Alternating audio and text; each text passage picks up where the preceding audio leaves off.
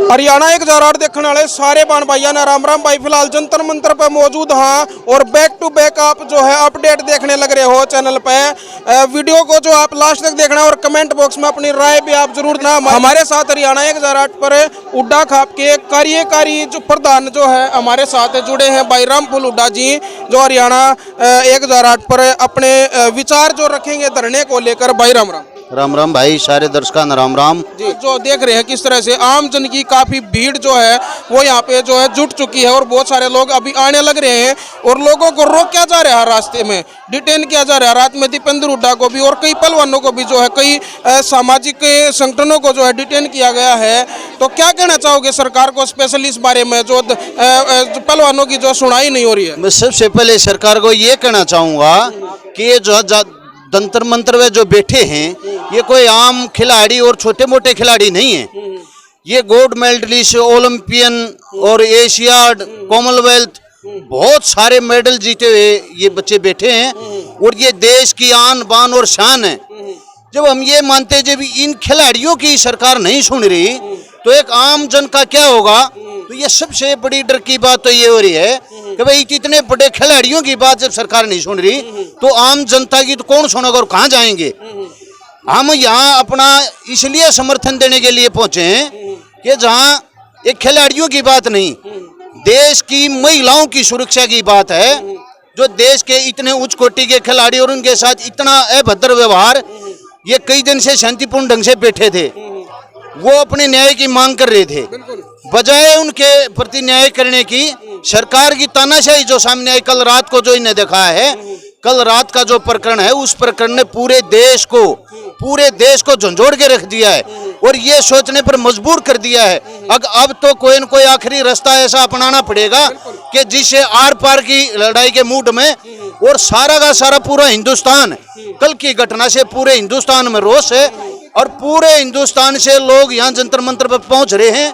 कुछ पहुंचने लग रहे, कुछ रास्ते में। लेकिन हमने भी देखा जब हम हरियाणा से अपने गांव से चले रोहतक से, हमारे को भी बीच में कई जगह रोका गया और पूछा गया कहाँ जा रहे हो? हमने कहा हम जंतर मंतर पर धरने में शामिल होने के लिए जा रहे हैं, हम अपना समर्थन देने जा रहे हैं। तो उनने हमारे को वहाँ रोकने की कोशिश करी, लेकिन हम फिर भी इधर उधर के रास्ते से बड़ी मुश्किल से यहाँ तक पहुँच पाए हैं। सरकार हर संभव प्रयास कर रही है इस धरने को कमजोर करने के लिए, इस धरने को तोड़ने के लिए, लेकिन हम सरकार को चेतावनी देना चाहते हैं ना तो ये धरना खत्म होगा और ना कमजोर होगा। बशर्ते सरकार समय रहते इन खिलाड़ियों की मांग मान ले और ब्रजभूषण शरण को गिरफ्तार करके उसके खिलाफ उचित कार्रवाई करे और इन्हें आश्वासन देके यहाँ से उठाए, तभी ये धरना खत्म हो सकता है।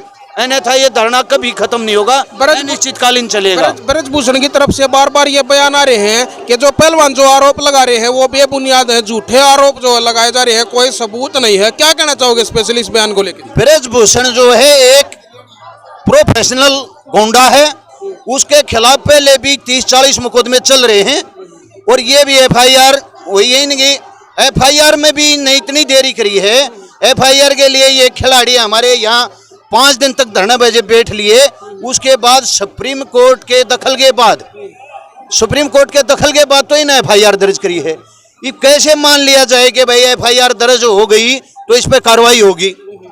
हम ये चाहते हैं और खिलाड़ियों की भी यही मांग है, खाली कागजी FIR से कुछ नहीं होने वाला।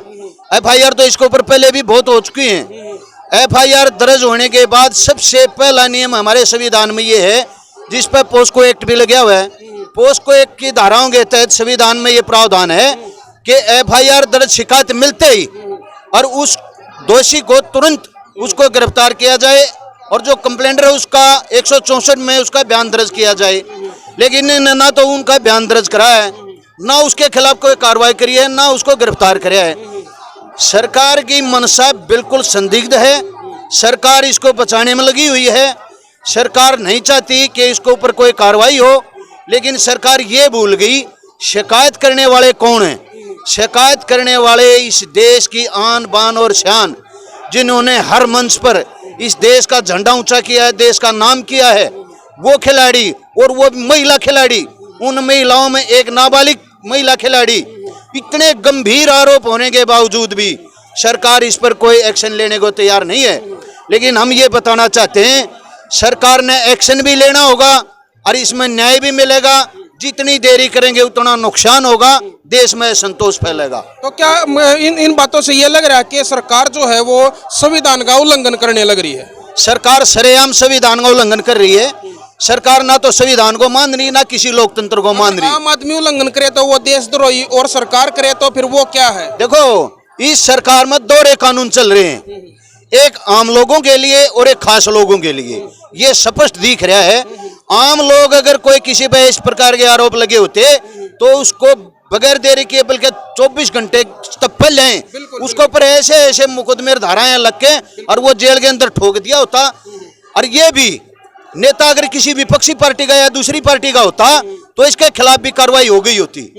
लेकिन सिर्फ कार्रवाई इसके ऊपर इसलिए नहीं हो रही कि ये बीजेपी का सांसद है और एक बहुत बड़ा गोंडा है, दबंग आदमी है और वोट बैंक की राजनीति बीजेपी कर रही है। इसके पास वोट बैंक है, उस वोट बैंक को साधने के लिए इसके ऊपर कोई कार्रवाई नहीं करवाना चाह रहे। इन्होंने तो सीधा सीधा कह दिया, इनके पालम गेंद डाल दी कि भाई ये जब खिलाड़ियों ने इसके इस्तीफे की मांग करी कि मैं इस्तीफा दे दूंगा, प्रधानमंत्री या गृह मंत्री या हमारे जो इसके बीजेपी के अध्यक्ष हैं जेपी नड्डा, इन तीनों में से कोई एक बार कह दे मैं उसी टाइम इस्तीफा दे दूंगा। लेकिन ये कुछ भी बोलने की स्थिति में नहीं है, कुछ नहीं बोलना चाहते। इन देश से कोई मतलब नहीं है, केवल और केवल ये कुर्सी की राजनीति करती है बीजेपी। कुर्सी बची रहे, देश कालो जोड़दा आज बेशक को जोड़े, कोई मतलब नहीं। देश कितना बेरहन हो रहा है, कैसे कैसे देश के खिलाड़ी और एक सिर्फ एक न्याय की मांग के लिए जिन्होंने देश का बारंबार देश का नाम रोशन किया, देश का झंडा ऊंचा किया है, और वो आज एक न्याय की मांग के लिए सड़कों के ऊपर फुटपाथ के ऊपर बैठ करके, और यहाँ भी उनके साथ इतना अभद्र व्यवहार किया गया है। कल रात को उनकी बिजली काट दी गई, पानी काट दिया गया, और वो यहाँ कल बारिश के कारण सारा गीला हो रहा था, वो अपने बिस्तर लेके आने लग रहे थे तो उनको बिस्तर नहीं लेने दिए जा रहे थे। उसी बात के ऊपर क्या सुनी होगी, और पुलिस ने उनको ऊपर हाथ उठाया, मार पिटाई तक करी है, कई खिलाड़ी इंजर्ड हुए हैं। तो इस किस्म का जो ये तानाशाही रवैया है ये बहुत ही खतरनाक है। सारा देश इससे दुखी है और समय आने पर इसको बहुत कड़ा जवाब दिया जाएगा। जी बहुत बहुत धन्यवाद। ये थे हमारे साथ भाई रामफूल हुड्डा जी, जिन्होंने अपने विचार रखे हैं। कमेंट बॉक्स में आप अपनी राय जरूर देना, वीडियो को ज़्यादा से ज़्यादा आप शेयर करना, जुड़े रहना हमारे साथ। जो आंदोलन की पल पल की खबर हम आप लोगों तक पहुंचाने की कोशिश कर रहे हैं। और किसी खास शख्सियत से मैं आपको और मिलवाऊंगा, तब तक के लिए मैं लेता हूं इजाज़त। आप जुड़े रहें हमारे साथ, वीडियो को ज़्यादा से ज़्यादा शेयर करें। हरियाणा 1008 के लिए अपने सहयोगी अनिल कुमार के साथ मैं दिनेश कुमार। जय हिंद, जय हरियाणा।